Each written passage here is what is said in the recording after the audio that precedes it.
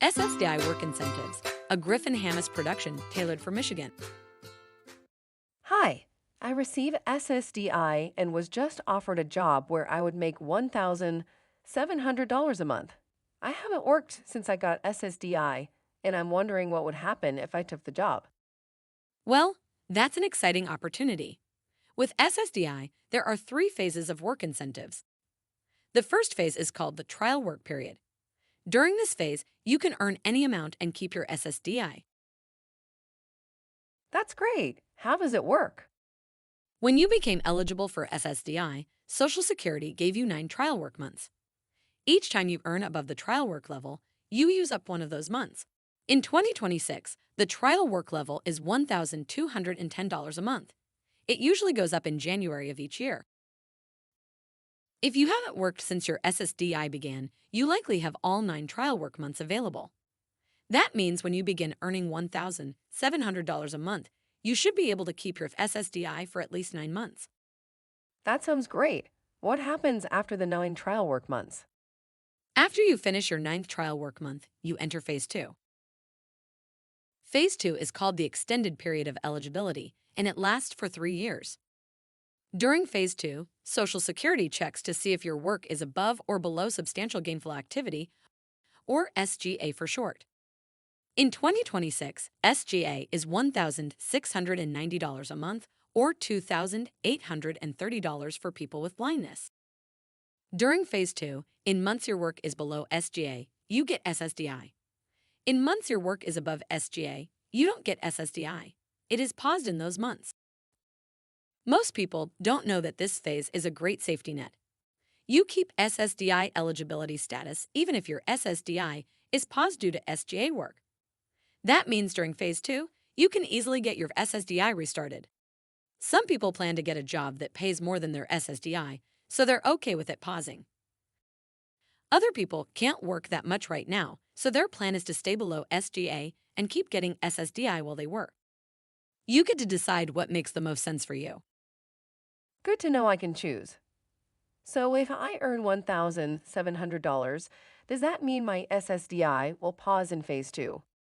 Well, since your gross wages would be above the $1,690 SGA level, that's possible. However, if your countable wages fall below SGA, then you could still get SSDI.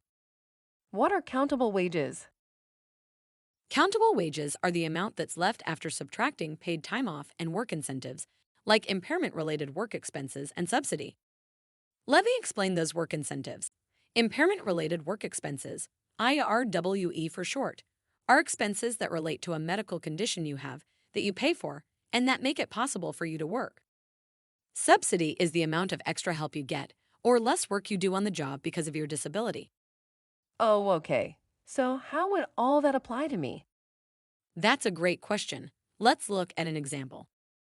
Let's say each month you spend $100 on medications that you need to be able to work. Plus, let's say you get $200 worth of help from your coworkers to do your job. After subtracting those from your gross wages, you end up with $1,400 in countable wages. That's below SGA, which means you would likely still receive your SSDI. Great, I got it. So if I do end up earning above SGA, it's good to know I can easily get it back. So what happens in Phase 3? In the third phase, Social Security will still check to see if your countable wages are above or below SGA. If they're below SGA, your SSDI simply continues. If your countable wages go above SGA, then your SSDI would stop completely. To get it back, you would need to do a new application or request expedited reinstatement, which is another safety net.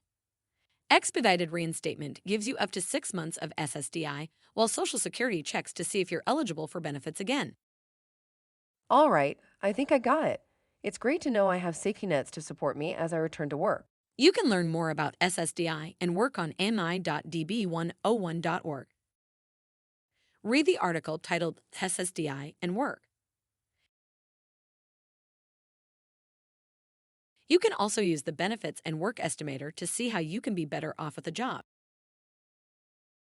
And if you'd like to speak to someone about SSDI and work, call Social Security's Ticket to Work helpline at 866-968 7842 or 866-833-2967 for TTY.